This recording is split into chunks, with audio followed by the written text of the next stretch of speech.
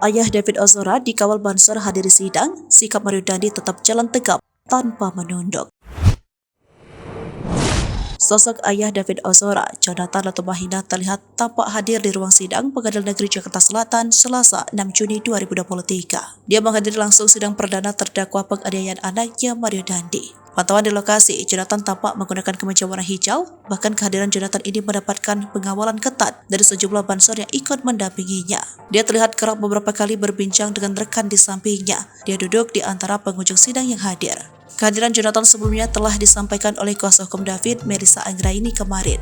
Adapun dalam persidangan kali ini, jaksa membacakan dakwaan terhadap Mario Dandi dan Shane Lucas. Keduanya merupakan pelaku penganiayaan terhadap David Ozora. Korban mengalami luka parah karena dianiaya Mario Dandi hingga sempat koma.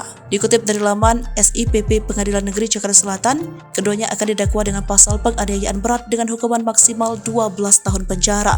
Sebagaimana pasal 355 ayat 1 KUHP junto pasal 55 ayat 1. Sebelumnya Mario Dandi Satrio dan Shane Lucas tiba di Pengadilan Negeri Jakarta Selatan Selasa 6 Juni 2023. Keduanya datang ke Pengadilan Negeri Jakarta Selatan tiba sekitar pukul 10 pagi untuk menghadiri sidang perdana kasus penganiayaan D, 17 tahun, sebagai terdakwa yang menumpangi kendaraan tahanan Kejaksaan Negeri Jakarta Selatan.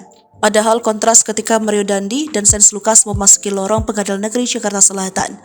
Shane yang mengenakan kemeja putih lengkap dengan rompi tahanan berjalan dengan wajah tertunduk. Ia terus bersikap seperti itu bahkan setelah sampai di ruang tunggu pengadilan.